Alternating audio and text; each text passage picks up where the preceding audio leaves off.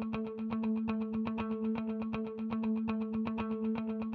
thought pre-production was bad? You thought the production was bad? Wow, this is not what we expected. Looked like security camera footage. 90 minutes seems like 3 hours. The last edit I saw, I wouldn't really construe as a movie, let alone a success. Was it going to look more like television? Was it going to look like actual film?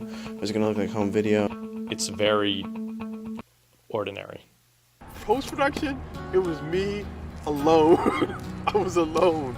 Last man standing. Nobody else, man. I was alone in that editing chair for so long because Luke didn't want to be involved in the process, which in hindsight I think was a good decision, for him. But, a lot of times I did feel sort of like it's just me against the film. Once we got the rough cut out there, everyone saw that it wasn't that good looking. The film didn't look, even from there, pausing it out wasn't going to look good. And that's when everyone sort of started freaking out. I think we sent the copy to the Cullums. They didn't like it. Greg didn't like it. All the actors disavowed any involvement with the film.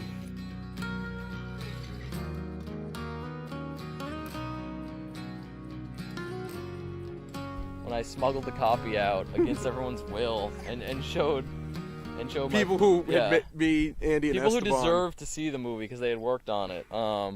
It was a pretty bad response. I don't think we finished watching it. It was funny. Yeah, I think we were skimmed drinking. through. Yeah. It was a That good helped. laugh. We were just remembering. We made our own commentary. It's like trying to fix a martini after you made it. You can't do it.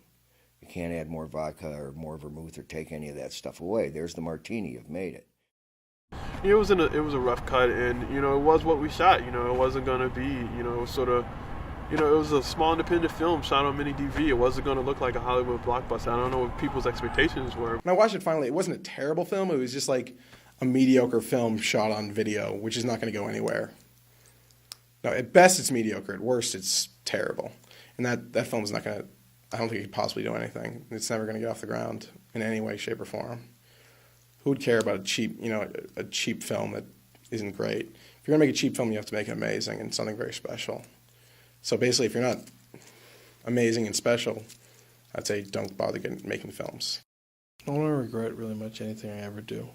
It just takes you down a path of second-guessing everything you do and then everything you're going to do in the future, so I really don't regret the things I did. I don't think everyone should gang up on anyone and set blame. I think it was just sort of a tumbling fiasco. Yeah, I think you could blame Luke having it dragged on so long. Yeah, that's okay. Yeah, it's Luke's fault that it's because still Luke is on. the only one who's still pounding the dead corpse that his help wanted. This is what I think. Okay, Experience and everybody. I think it's either he should have quit like 6 months ago, but if he doesn't quit soon, the only thing he's going to end is him killing himself. When it's supposed to be funny. I know you're all looking horrified, but he just keeps digging himself deeper and deeper into denial, saying somehow the movie's going to be finished, somehow I'm going to be a Hollywood director. And eventually, when reality finally hits him, I don't know if it has hit him now because I haven't talked to him a lot. If reality ever hits him, it's going to be, I don't want to be there. Very short rope. Yeah.